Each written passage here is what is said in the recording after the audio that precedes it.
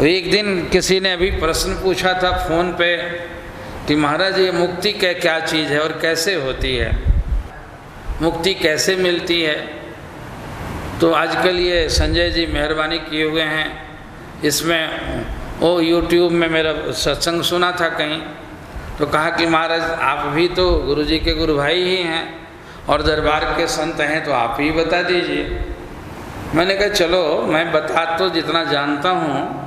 मैं कहता हूँ मुक्ति का मतलब होता है टू बिकम फ्री। फ्री का मतलब कहीं बंधे हुए हो तब ना, जैसे मवेशी जो है उसका पाँव बांध दिया गया तो उसको खोल दिया गया तो फ्री हो गया। तो मुक्ति क्या चीज़ है जो बंधी हुई है और जिसको खोल देना पड़ता है, और जिस मुक्ति के लिए इतनी लंबी चौड़ी चर्चाएं हैं, इतने ग्रंथ हैं, इतने संत हैं, इतने प्रवचन हैं, इतने यज्ञ हैं, जप हैं, सब मुक्ति मुक्ति मुक्ति ही करते हैं। तो कोई बहुत बड़ा जटिल चीज़ है मुक्ति जिससे छूटना है। तो वह मुक्ति इतना ही है कि हमारा मन हमारी वासनाओं के सामने लाचार हो जाता है, जो होना नहीं चाहिए। और इस मन में काम का वेग आया तो घुटने टेक देगा, क्रोध आएगा तो विवेक खो बैठेगा, लोभ आ गया तो वृत्ति में लोभ आ गया। अब वो संत की बात भाषा सुने हैं ना, कि वो संत कोई किसी के यहाँ खाने के लिए गए थे राजा के यहाँ, और उसने बड़ा सत्कार किया, खिलाया पिलाया, और उसके घर में एक बड़ा सोने का हार टंगा हुआ था। उसको देख के महात्मा को लोभ हो गया, और वो बेचारा तो संत था, चरण धोया, खाना पीना बनाया था, अंदर इंतजाम करने में लगा था, और इस बीच में धीरे से बाबा जी उठा के अपने झोली में रख लिए। खिला उला के दक्षिणा भी दी उसने, अवभगत किया। सोचा भी नहीं हुआ कि साधु भी इतना लोभ करेंगे। अब वो जब चले गए तो उनको लगा कि ये हार कहाँ चला गया। अपने सेवकों से पूछने लगे तो तुम लोगों ने ही चुराया होगा, नौकर नौकर ठहरे। उनकी पिटाई लगने लगी और सब पीटे जा रहे हैं बेचारे निहत्थे, हमने तो नहीं किया महाराज, हमने तो नहीं किया। तब भी सबको एकदम कोर्ट में हाजिर करो और सबसे पूछ पड़ताल चल रही है। उधर बाबा जी आश्रम जब गए तो उनके मन में लगा कि अब यार मैं कितना हीन आदमी हूँ, इतना साधु हूँ, वो भगत ने इतना सत्कार करके बुलाया और उसका मैंने हार चुरा लिया। फिर उनको ग्लानि होने लगी। कभी कभी अपने मन में ही इतने बुरे भाव उठने लगते हैं कि थोड़ी देर के बाद में पछतावा भी अपने होने लगता है। उसी को मानस पाप कहा जाता है। तो मन से भी पाप करना, मन से भी बुरा चिंतन करना, वो भी पाप है।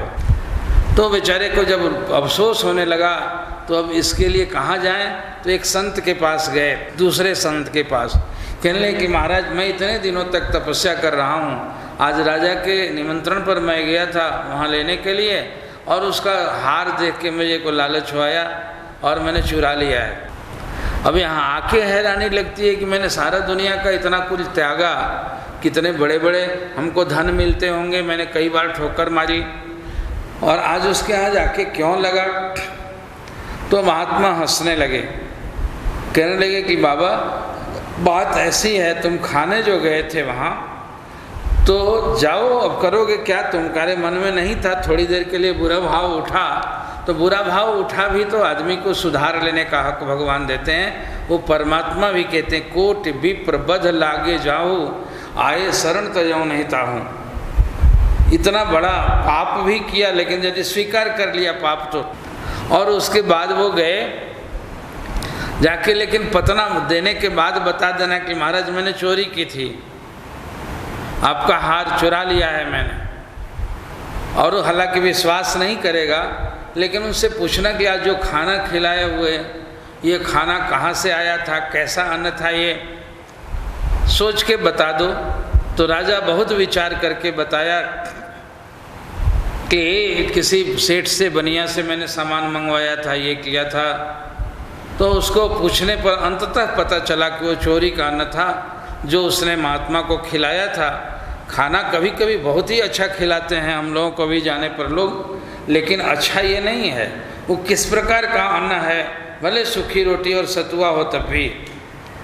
अब 5 ठो पकवान खाने के लिए तो खा लिया, जीभ खराब किया, पेट खराब किया, लेकिन उसके साथ मन भी खराब हो जाएगा यदि वो है कहाँ का अन्न हो। तो उन्होंने कहा कि महाराज बात सही है, वो चोरी का ही अन्न था। तो उन्होंने महात्मा ने उनको लौटा दिया वो। तो इस मन में भी कभी संकल्प ऐसे उठते हैं, लोभ का संकल्प उस महात्मा को उठ गया, मोह का संकल्प, गोद के बच्चे को छोड़कर इब्राहिम संत सन्यासी बन गए थे। छोड़ते वक्त कितना निष्ठुर होगा, उतना बड़ा राजा का अधिकारी, चक्रवर्ती राजा, इतना बड़ा बलख का बादशाह, धनी इब्राहिम कहा जाता है। और फिर वो संत बन गए। संत बनने के बाद में बहुत दिनों के बाद जब उनका बेटा वहाँ का बादशाह बना और गोद में रहा होगा, वहाँ जाके जब मिले तो उस बेटे को उन्होंने तो नहीं पहचाना, लेकिन उनकी पत्नी ने पहचाना कि यही तुम्हारे पिता हैं। और फकीरों में बड़ी मशहूरी हो गई थी, बड़ी कमाई वाले थे। तो उनको जाके प्रणाम किया उसने। तो कौन हो तुम? कहा कि आपका पुत्र हूँ जिसे छोड़कर आप आए थे। और इतने दिन के महान तपस्वी उसे गोद में लगाते ही आंखों से आंसू छलक गया। फिर महात्मा थे वे।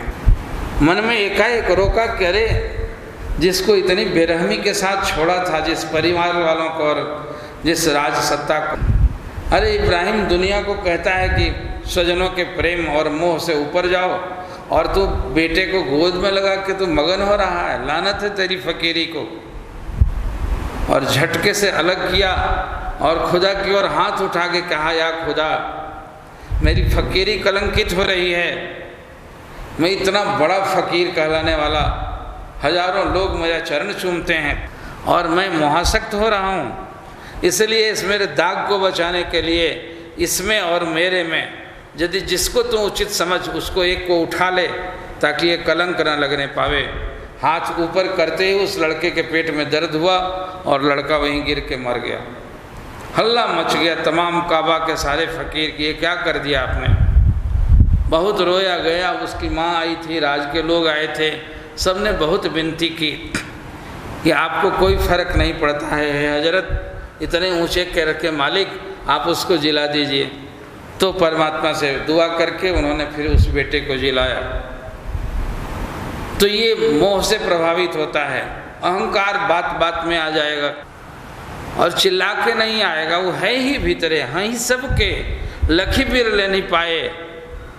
ये है पंचविकार अंदर में। अहंकार अति दुखद डमरुआ, डमरू रोग होता है।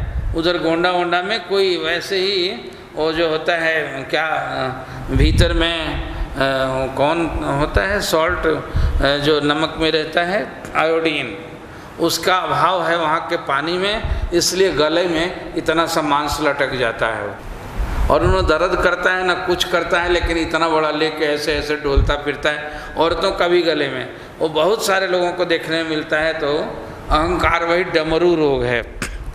तो डमरुआ रोग जो है सब जगह पता चल जाता है। ये लेके यदि हम अहंकारी हैं, कहीं जाएंगे बैठने को नहीं मिलेगा, हम आगे हो जाएंगे। कहीं कुछ जरा सा मन के विपरीत पड़ेगा, हम एकदम जहर हो जाएंगे। ये अहंकार कराता है, वो है भीतर में। मौका पाके विषय कुपथ्य पाई अंकुरे और मुनि हु हृदय का नरबाकुरे। कहते हैं कि विषय का कुपथ्य जहाँ मिला, काम का प्रसंग आया, काम भड़क जाएगा, कहीं गया थोड़े हो। हाड़ मांस का शरीर है, यहीं रहता है वो। विचार वैराग्य से नहीं दबाओगे तो बिल्कुल मौका पाके उभड़ जाएगा। क्रोध है वो उभड़ जाएगा, मोह लोभ है वो उभड़ जाएगा। विषय कुपथ्य पाई अंकुरे। इसलिए कोशिश करो कि विषय का संग त्याग दो और छाड़ विषय रस रंगा करो रे मन सत्संगा। सत्संग करो लेकिन विषय का रस रंग छोड़ के करो। विषय का रस करके सत्संग करते हुए, इसलिए सत्संग का कोई फायदा नहीं होता है। विषय क्या है? खाने की लिप्सा बनी है, सूंघने की लिप्सा बनी है, छूने की बनी है, रूप देखने की बनी है। ये तमाम पांचों इंद्रियां जो सशक्त हैं तुम्हारी, इन विषयों के रात दिन तो इसमें संग में हो। सत्संग तुम्हें असर कहाँ से करेगा और पता नहीं चलेगा। मैं सत्संग का तो कोई प्रभाव नहीं पड़ा मेरे ऊपर। गोस्वामी जी झूठ नहीं कह गए थे कि बस बस तात स्वर्ग अपवर्ग सुख धैर्य तुला एक अंग और तुले न ताही सकल मिली जो सुख लो सत्संग। पलक मात्र के सत्संग से भी जीवन बदल गया लोगों का, और हमारे सत्संग से जीवन नहीं बदला, इसीलिए कि 5 विषयों का संग हमने छोड़ा नहीं, उसको ढोते रहते हैं। जरा भी उस पर ठेस लगती है तो तिलमिला के विवेक खत्म हो जाता है। तो मैंने उसको कहा कि मुक्ति की परिभाषा है कि मन में विषयों का ये हिलोरा आवे भी लेकिन उससे प्रभावित नहीं हो। अब ये प्रभावित होता है, इसका मतलब कि बंधा हुआ है। मुक्त होने का ये मतलब होता है। और उससे छूटने के लिए अनेक उपाय समय समय के आचार्यों ने, समय समय के गुरुओं ने बताया है। योग है, ज्ञान है, भक्ति है और निष्काम सेवा है। ये इतने प्रकार के हैं। ये बड़े बड़े योगी आए जो लोग, जिन्होंने अष्टांग योग साधा, बाहर में पंचाग्नि जला दी और सूरज की तपती दोपहरी में लहलहा के आग जल रही है और एक लंगोटी बांधे हुए बैठे हुए हैं, ध्यान में मगन हैं। तो योगी लोग थे वे। ज्ञानी लोग ऐसे थे कि जो अहम ब्रह्मास्मि तत्वमसि सोहम शिवोहम का जो चारों वेदों का तत्वार्थ है, जो महामंत्र है, उसके चिंतन करते रहे। कान में मंत्र तो दे दिया है गुरु साहब ने, लेकिन उसका चिंतन करते रहे। सोहं सोहं, ये जो हंग ये मान रहे हैं, ये इंद्रियां जो हैं, शरीर जो है, ये नहीं हूँ मैं, वह सो मैं परम तत्व हूँ, परमात्मा हूँ, जो निर्मल है, निर्विकार है, अजन्मा है, अविनाशी है। न क्लेदयंत क्लेदयंत त्यापो न सोसाइटी मारुत। अब जिसका वो गुण है, मैं वह हूँ, मैं वह हूँ, मैं वह हूँ, और दीर्घता काल तक इसकी धारणा करते करते वो ज्ञान में स्थिति बन जाती है। जैसे भृंगी जो है वो कीड़े के ऊपर गो गो गो गो गो गो करता करता उसके लगातार चिंतन से वो कीड़ा ही भृंगी बन जाता है। तो ज्ञान का भी समय आया, ज्ञान मार्गी संत भी हुए, भक्ति के आचार्य हुए, जो हृदय उनका इतना स्वच्छ था। मीरा, चैतन्य देव इत्यादि जो हुए, ये इन्होंने एकदम भक्ति में प्रभु के, परमात्मा के इतना रंग दिया अपने आप को, हृदय इतना निर्मल कर दिया कि आंसुओं की कतार से हृदय का कलमश धुल गया और वहाँ बस कृष्ण ही कृष्ण प्रकट होकर रह गए वे। भक्ति के आचार्यों ने वो किया। और निष्काम सेवा का चौथा रास्ता बताया, सेवा करो मत करो।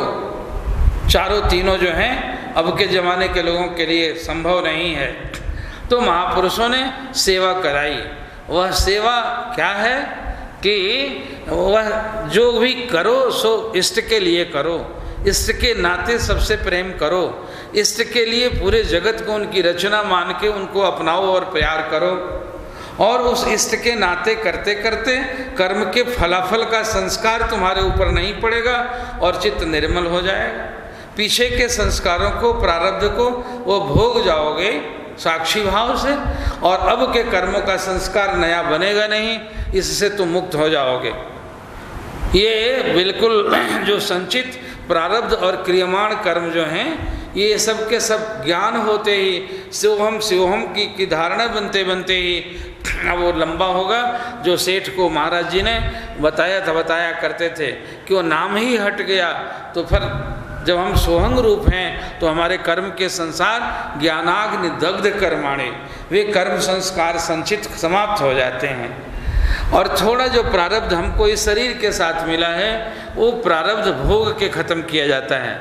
और जो नए नए अब कर्म कर रहे हैं, इनको गुरु अर्पण करके करने से, अहं शून्य होकर करने से इनका संस्कार चित्त पर पड़ेगा नहीं, और इसीलिए तीनों बंधनों से हम मुक्त हो जाएंगे। और वही मुक्ति का स्वरूप है। वो कर्मों के बंधकार ही, कर्मों के संस्कार ही हमारे अंदर में वो फलाफल सगुण और बिल्कुल कर्म किए गए हैं, और उन कर्मों के चलते मन में संकल्प विकल्प उठता है। और जब कर्म के संस्कार ही ध्वस्त हो जाएंगे, जब उस रूई में आग लग जाएगी, वह तत्व ज्ञान होने के साथ साथ, तो आग लगने के साथ साथ में कुछ बचेगा नहीं। कर्म संस्कार समाप्त होगा तो संकल्प विकल्प रुक जाएंगे, और उसी संकल्प विकल्प की आत्यंतिक निवृत्ति हो जाने के बाद मोक्ष और मुक्ति होती है। हमारे चारों आचार्यों ने देखा गया उनके इतिहासों से, उनकी कहानियों से। परमहंस महाराज जी बिल्कुल ज्ञान के रूप थे, योगी थे वे। सारी उम्र तक उन्होंने ना आश्रम बनाया, ना पैसा छुआ और न कुछ किया। हाथ पर लेके खाते रहे, करपात्र, पेड़ों में रहे, चारों तरफ जंगली जानवर बैठे होते थे, उनसे खौफ नहीं रहा। एकदम बिल्कुल अजीब था, ऋषभदेव जैसा वृत्ति रही उनकी। तो उनका वो जमाना था, वो हम तो नहीं कर सकते। हमको तो कोई जाके रात में सियार खोंक देता है तो हमारा कलेजा धड़कने लगता है, और उनको तो बाघ चिघाड़ता होगा तभी वो बैठे रहे। एक दो नहीं, बरसों तक, सारी उम्र तक भी उनको कहा भी गया आश्रम बनाने को तो नहीं बनाया। तो ज्ञान की पराकाष्ठा से वे योग की पराकाष्ठा से सारे योग सिद्ध किया उन्होंने। नंगली निवासी भगवान ने खुद तो तप किया, बहुत सारे तपस्वी भी बनाए पात्र के मुताबिक, और जो ज़्यादा वय के थे उन लोगों से भजन भी करवाया, और भक्ति का भी पश्चिमोत्तर सीमा प्रांत में क्या रंग डाला कि रात रात भर लोग कीर्तन करते थे, और भक्ति के उन्माद में उनके स्टेशन पर लेने जाते थे। तो साध्वियाँ बहुत सारी थीं, जो माताओं में प्रेम भक्ति तो वैसे ही बहुत होती है, वे भी उनको लेने पालकी लेके पहुंच गईं। संत लोग भी चले गए, गृहस्थ लोग भी चले गए, और एकदम मजमा लगा हुआ है कि महाराज जी उतरेंगे।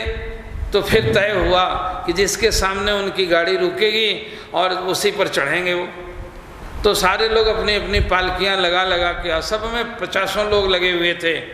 तो उनकी गाड़ी रुकी, तो जिस किसी साध्वी माताओं के सामने रुके उनके ऊपर बैठ गए।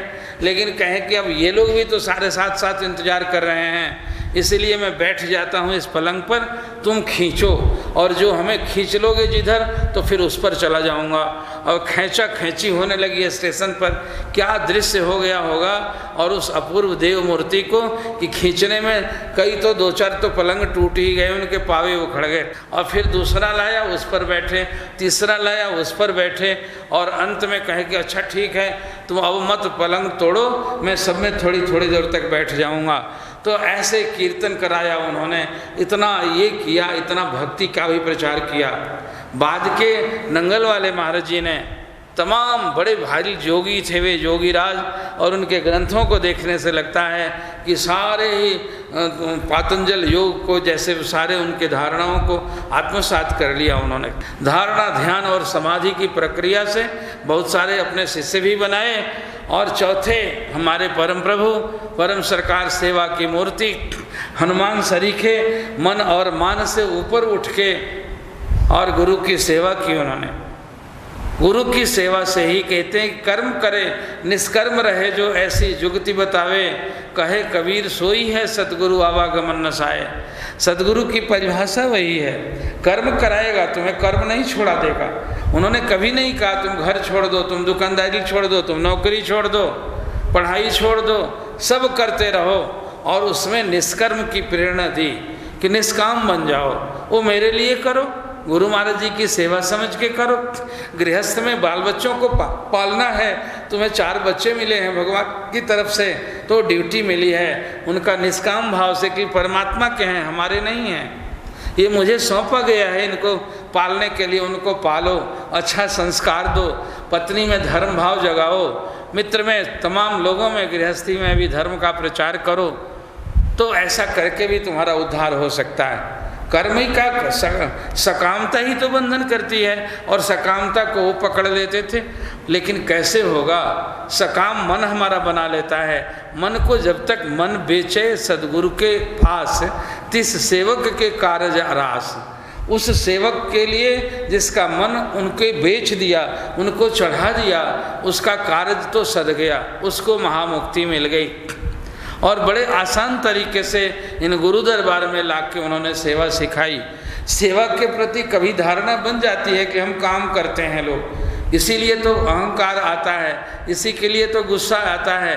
वरना सेवक और मान करे, सेवक और गुस्सा करे, सेवक और अपने करने का अहंकार करे, अरे मैं तो कुछ नहीं किया परमात्मा, तूने इतना बड़ा तत्व ज्ञान देने के लिए इस विद्यालय में रख लिया, मुझे जो कुछ भी आता है, पान फूल पत्र पुष्प जो भी तुम स्वीकार कर लो, यही तेरी बड़ी कृपा है। तो गीत गाया जाता है, एहसान मंद होकर सेवा करूं तुम्हारी, चरणों की छाँव में रख जीवन सुधार कर दो, गुरुदेव मेरी नैया चाहो तो पार कर। तो उनके विनम्र होकर सेवा करने को कहा जाता है, सेवा अकड़ के साथ करने को नहीं। और सेवा की गुणवत्ता के बारे में सुना गया है, नंगली निवासी भगवान के समय दरबार में एक महात्मा जो अपराध किया था, कोई गलती हो गई थी, उसने आके दंडवत किया और महाराज जी से उसने विनती की कि महाराज मैंने ये गुनाह कर लिया है, सरकार मुझे सज़ा दे दीजिए आप। और कुछ किया होगा, पाप ही है, मन है, कभी फिसल गया बेचारा, उसने किया। तो महाराज भी लीला करने वाले, बहुत सारे महात्मा भक्तों का दरबार लगा हुआ था। उन्होंने कहा कि देखो भाई, तुम्हारा गुरु भाई ये महात्मा बेचारा हाथ जोड़ के कबूल कर रहा है कि महाराज हमें कोई सज़ा दे दीजिए, मुझसे पाप हो गया है। तो ऐसा करो कि अब हम क्या, इस बेचारों को, हमारा तो बच्चा है, तुम ही लोग महात्मा लोग तय करो कि इसको क्या सज़ा दी जाए। बोलो भाई, तुम बड़े बड़े सयाने महात्मा प्रचारक हो और इतने आश्रम के भक्त लोग हो, सब लोग इसकी सज़ा मुकर्रर कर दो। किसी ने कहा कि महाराज जी इससे 1 साल तक जूठा बर्तन सबका मलवाया जाए। अच्छा, कहा कि चलो लिख लो भाई, इनकी तरफ से इसको ये सज़ा होनी चाहिए। दूसरे को कहा कि बागवानी में, और पूरा बीघों एकड़ में बागवानी थी, इसमें कहो दिन भर कुदाल चलाता रहे, ये साल भर तक वही काम करे। किसी ने कह दिया कि महाराज इतनी 50 गायें हैं, अब इनका गोबर निकाले और इसको वहाँ लगा दिया जाए। किसी ने कहा कि मकान बन रहा है, सारा दिन तक सुबह से शाम तक इसे ईंटा डलवाया जाए। किसी ने कहा कि पूरा एक मिल में आश्रम था, कहे कि सुबह से शाम तक इसको कहिए, इतना पाप किया है इसने, इसलिए इसको कहिए कि झाड़ू लगाया करे। साहब ने कुछ कुछ कुछ कुछ कुछ कह दिया। अब सबका सुन लिए महाराज जी, तो कहें कि ठीक है भाई, इसके कहने के मुताबिक इसको झाड़ू लगवाया जाए, इसके कहने के मुताबिक इससे कपड़ा धुलवाया जाए, इसके कहने के मुताबिक इससे बर्तन धुलवाया जाए, इससे कहने के मुताबिक इसके 100 आदमी 500 आदमी का खाना बनवाया जाए। तो ठीक है, तुम लोगों ने सज़ा सुन ली, लेकिन मैं ये पूछता हूँ कि ये काम तो तुम लोग भी कितने दिनों से करते हो? तुमने भी तो झाड़ू लगाया है, एक ही दिन में महात्मा तो नहीं बन गए।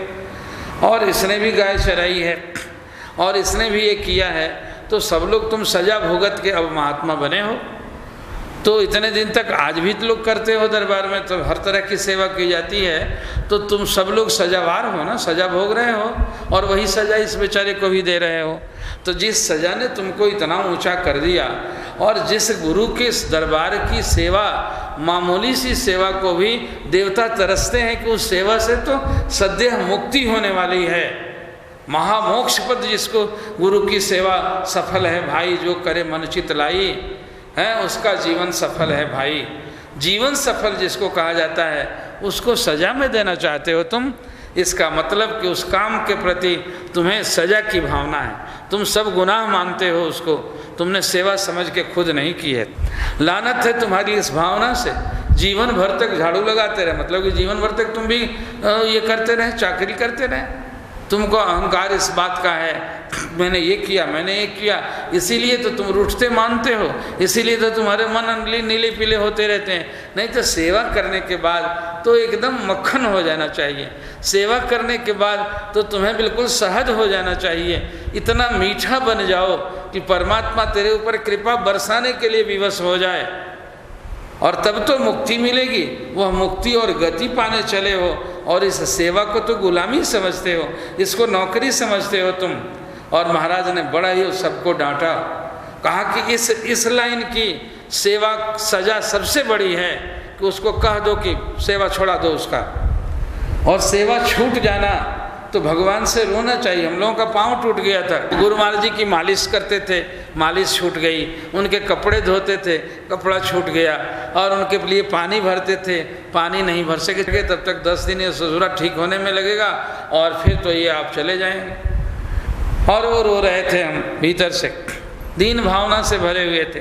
गांव से दल के दल लोग आ रहे हैं दर्शन करने को, और हम पाँव लेके बैठे हुए। इसी बीच में महाराज जी ऊपर से आ गए, प्रसाद लिए हुए थे, दया निधान में अंतर्जामी परमात्मा मेरे भाव जान गए, आके निकट खड़े हुए। मैं चादर ताने ही बस मन में सोच रहा था, महाराज जी ने छड़ी से ऐसे किया और उन्होंने प्रसाद रख दिया। कहा कि पगला क्या मन को कोसता है, अरे कोई प्रारब्ध होगा, ये खत्म हो जाएगा, सेवा तो करते ही हो। और तू क्या समझते हो, तेरी इच्छा होती है कि महाराज जी को तेल लगाया होता तो मुझे दूसरा को भी कोई सिर में सिर पकड़ता है तो मुझे याद आ जाता है उसी समय कि वो बच्चा हमारा नीचे रोगी पड़ा हुआ, वो होता तो आज मेरे सिर में वही लगाता। जो पानी पिलाता है मुझे याद आता है कि वह पानी पिलाता था, आज कोई और पिला रहा है।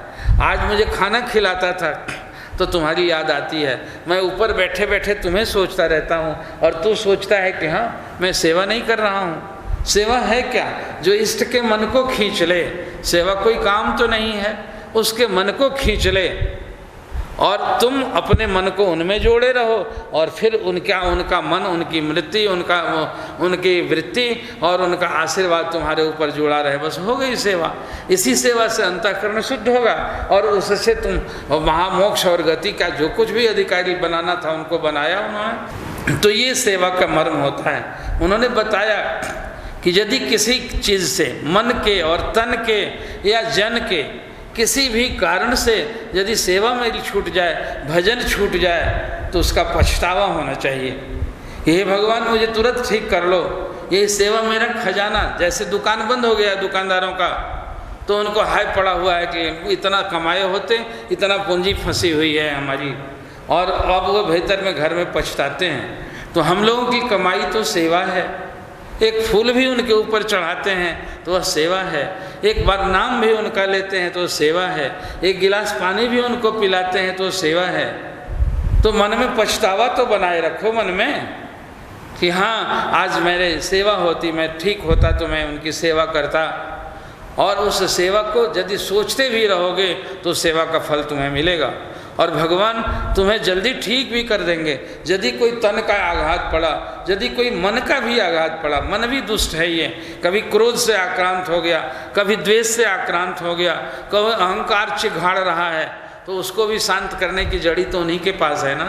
वे उसको शांत कर देंगे, जल्दी शांत कर देंगे और फिर अपनी सेवा लेने लगेंगे, बशर्ते उस सेवा का मूल्य तुम्हारे हृदय में हो।